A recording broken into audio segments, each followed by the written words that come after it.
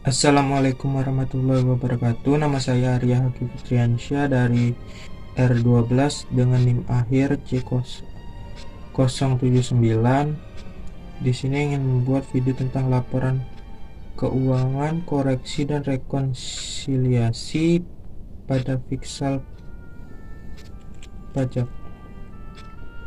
Dan mata kuliah perpajakan 2, dosen pengampu saya yaitu Bapak Dr. Wirmi Eka Putra sebagai dosen pengampu perpajakan 2 ini. Langsung saja pengertian. Laporan keuangan yang biasa dibuat oleh perusahaan dalam dunia bisnis biasanya disebut dengan laporan keuangan komersial, dan laporan keuangan dibuat oleh perusahaan dalam perpajakan disebut sebagai laporan keuangan fiskal. Laporan keuangan fiskal adalah laporan keuangan yang disusun dengan peraturan perpajakan, memiliki perbedaan dengan laporan keuangan komersial yang diakibatkan adanya perbedaan pengakuan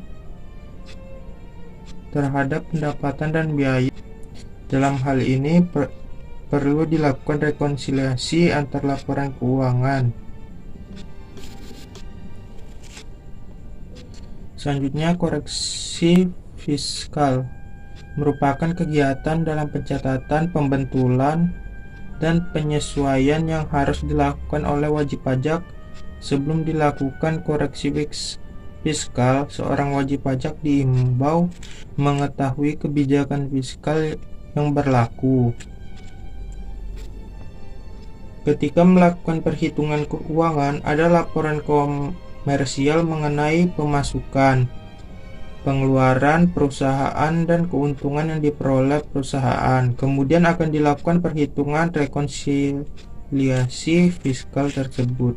Rekonsiliasi fiskal sebagai dasar pembayaran pajak yang dilakukan perusahaan. Terdapat dua koreksi fiskal: koreksi fiskal positif dan koreksi fiskal negatif. Koreksi fiskal positif akan menyebabkan laba karena pajak akan bertambah, atau dengan kata lain menyebabkan penambahan PPh terutang. Koreksi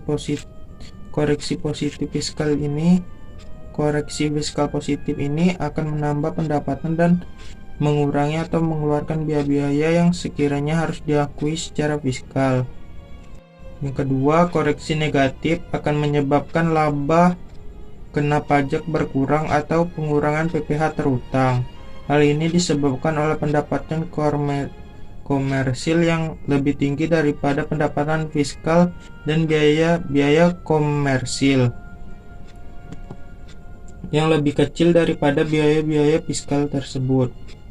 Penyebab dari adanya koreksi negatif sendiri diantaranya adalah penghasilan yang dikenakan PPh final dan penghasilan yang tidak termasuk objek pajak tetapi termasuk dalam peredaran usaha. Dalam PPh pasal 4 ayat 2, rekonsiliasi fiskal. Selanjutnya, rekonsiliasi fiskal. Rekonsiliasi fiskal ini dilakukan untuk menyusun laporan keuangan suatu perusahaan di mana harus sesuai dengan peraturan fiskal yang ada, dan kemudian akan dijadikan dasar untuk pembuatan SPT pajak penghasilan suatu perusahaan yang akan dilaporkan kepada kantor pajak. Dokumen rekonsiliasi fiskal berbentuk lampiran SPT tahunan, pajak penghasilan perusahaan atau badan.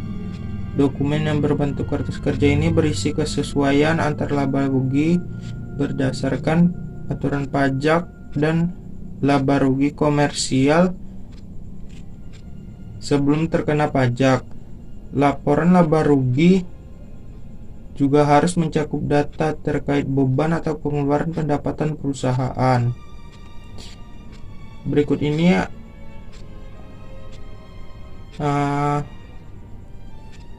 diterapkan pada pos-pos biaya penghasilan dalam laporan keuangan komersial. Rekonsiliasi fiskal juga harus diterapkan pada pos-pos biaya dan penghasilan. Ada 5. Dan rekonsiliasi fiskal memiliki 2 jenis yang dikelompokkan berdasarkan perbedaannya, yaitu yang pertama beda tetap dan yang kedua beda waktu. Beda tetap adalah jenis rekonsiliasi fiskal yang terjadi karena adanya transaksi yang sudah diakui oleh wajib pajak sebagai biaya atau penghasilan atau biaya sesuai standar akuntansi keuangan.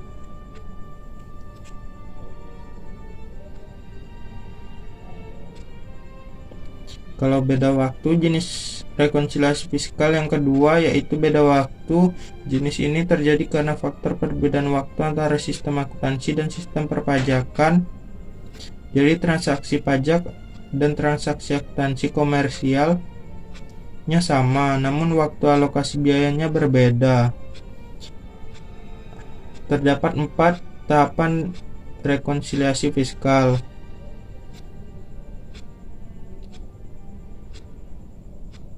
Dari langkah pertama harus dilakukan yaitu pengenalan terlebih dahulu untuk menyesuaikan fiskal yang diperlukan.